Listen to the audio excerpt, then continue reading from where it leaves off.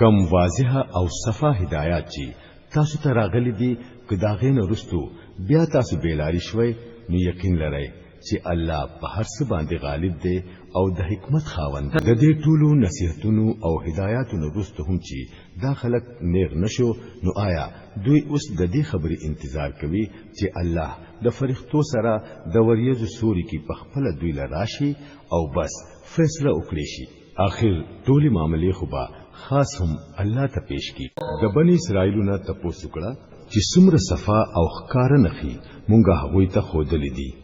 او بیا دا تاسو هم وکړه چې د الله د نعمت د ملاوي دون رستو کم قوم هغه نعمت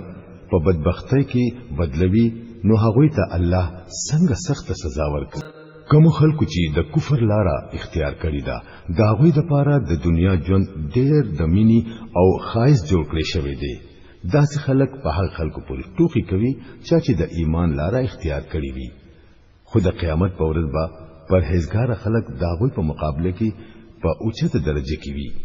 پاتې شو د دنیا رزق نو هغه د الله اختیار دی چې چاله خوخوي